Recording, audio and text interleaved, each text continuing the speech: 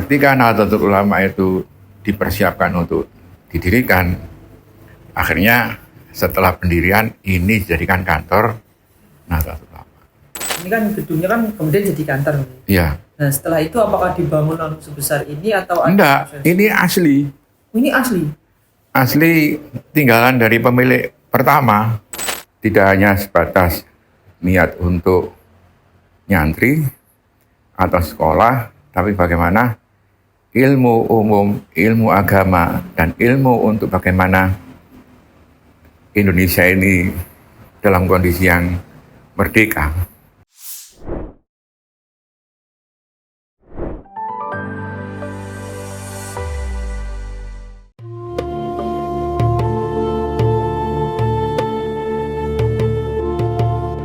Untuk sejarah gedung ini, itu tidak bisa lepas dari gedung-gedung yang ada di sekitar sini.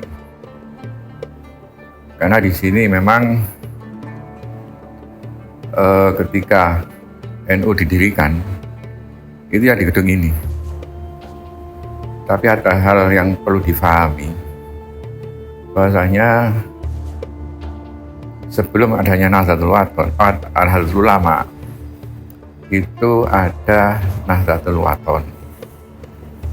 Gedungnya ada di sebelah utara kampung ini. Jadi masih sekitaran di wilayah kampung sini. Itu untuk kegiatan-kegiatan pendidikan dan kepenterantenan. Ada sekolahannya, ada pesantrennya. Gitu. Tapi yang paling penting, tujuan pokok para kiai ketika itu adalah untuk memberikan nilai-nilai kebangsaan. Sehingga ada sekolahan yang khusus bagaimana mengkader para generasi muda saat itu untuk bisa memahami apa yang harus dilakukan. Tidak hanya sebatas niat untuk nyantri atau sekolah, tapi bagaimana ilmu umum, ilmu agama, dan ilmu untuk bagaimana Indonesia ini dalam kondisi yang merdeka. Jadi kan makanya dinamakan Nahdlatul Wathon, jadi kebangkitan kebangsaan. Kalau untuk yang di depannya itu ada pondok pesantren, memang itu juga untuk mengajar para kiai-kiai muda untuk bisa disebarkan, untuk mendakwakan amalia-amalia Ahlus Sunnah, dan juga untuk bagaimana kekuatan santri ini betul-betul bisa diharapkan untuk ke depannya. Di situ yang sangat berperan ketika itu, ya mungkin banyak lah, cuman saya hafal beberapa saja.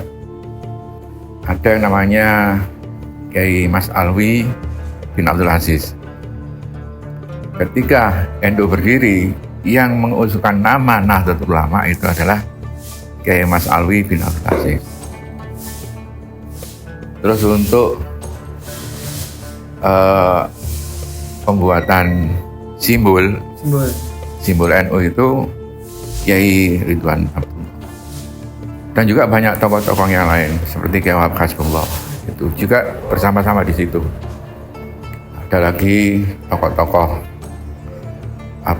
kiai-kiai yang di Surabaya juga semuanya hampir bergabung untuk mempunyai kesepakatan bersama bagaimana untuk mempersiapkan untuk mencapai kemerdekaan dan juga tercukupi ketika nanti harus seperti apa pola ketika itu untuk merebut kemerdekaan itu. Dan intinya semua hampir sepakat, kita harus merdeka. Semua kiai ya. Di samping kiai dan semua santri itu sepakat. Sehingga kenapa kok sampai bisa mewujudkan kemerdekaan? Karena memang beliau-beliau itu totalitas untuk bagaimana negeri ini bisa merdeka. Itu. Lah, ketika adanya Nahdlatul Wathon, akhirnya Kiai membentuk Nahdlatul Ulama. Ini yang lebih apa ya? Lebih untuk bagaimana para kiai-kiai itu yang ada di, terutama di Jawa Madura itu bersatu untuk mempunyai kesamaan dalam tujuan cita-cita para kiai. Dan alhamdulillah berhasil sehingga semuanya pada punya apa ya? Punya harapan yang sama, Visi yang sama ya. dan visi yang sama.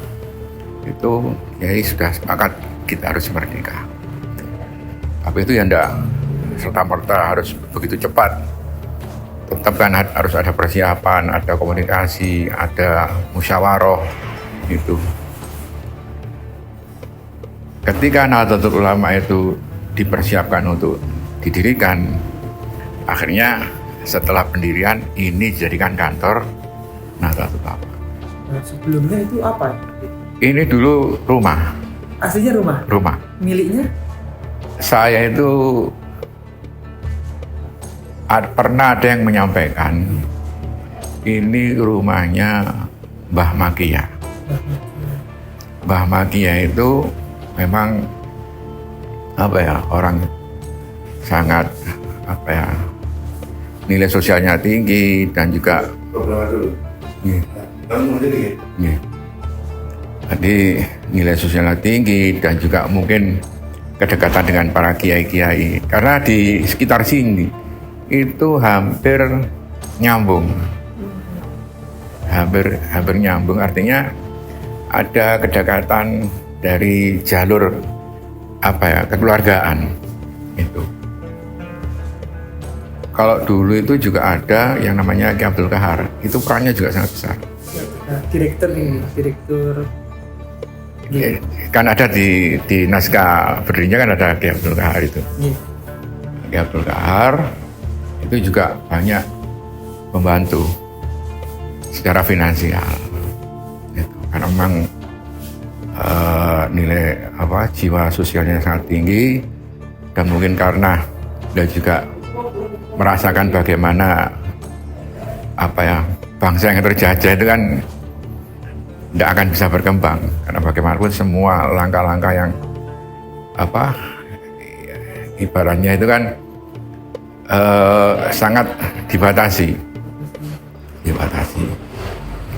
Malahan yang ingin kembali lagi kepada Nahdlatul Ulama itu dulu malahan Kiai Mas Mansur, tokoh Muhammadiyah itu juga sama-sama Nahdlatul Ulama.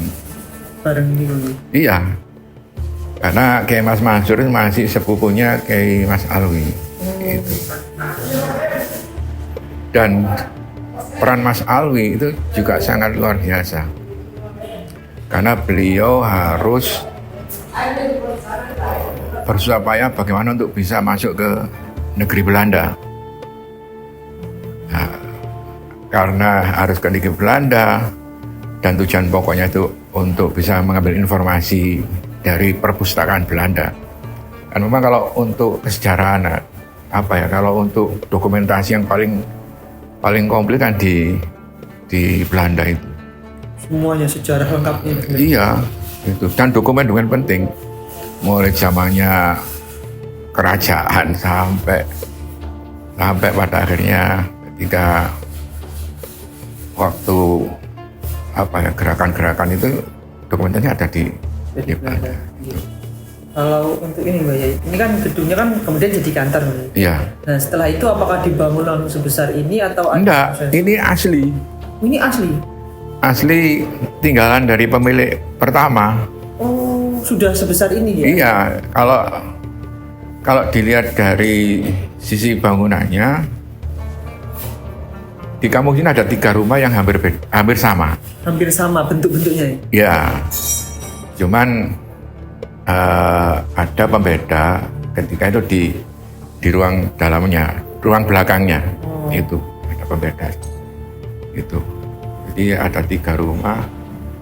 Ini kampung Kawatan Gang 6, ada kampung Kawatan Gang 6 nomor 4, yang sampingnya ini kan masih kelihatan. Iya. Kan hampir sama kan? Mirip-mirip tuh. Nah, di depannya sama, hampir sama juga. Itu. Itu orangnya pemiliknya berbeda-beda tapi? Karena semuanya masih saudara. Oh, masih saudara-saudara berarti. Jadi ya memang luar biasa orang dulu-dulu itu. Bagaimana untuk apa ya? Untuk supaya dia itu bisa memberikan hal yang jadi cerminan bahwasanya mereka itu ya cara gampangnya kudu sugih, harus kaya. Tapi untuk apa? Ya kembali lagi untuk perjuangan itu dan dakwah itu. Tapi Gitu. memang niat kayanya sudah ada. Ada. Ya sama dengan Ki Abdul Qahar, itu yang fasilitasi. Sampai adanya apa itu? Nahdlatul Tujar, Ya, kan harus para pengusaha dikumpulkan bagaimana untuk membangun perekonomian rakyat dan juga biar punya apa ya, semangat yang sudah tercukupi dengan kesiapan ilmu dan juga yang menyangkut secara finansialnya itu. Iya, itu, Pak. Jadi ini sampai tahun berapa itu masih sifatnya pinjam. Ketika ya mendekati tahun 70-an itu baru ada upaya untuk dibeli dan alhamdulillah terbeli. Yang membeli? NO. Yang membeli NO. NO.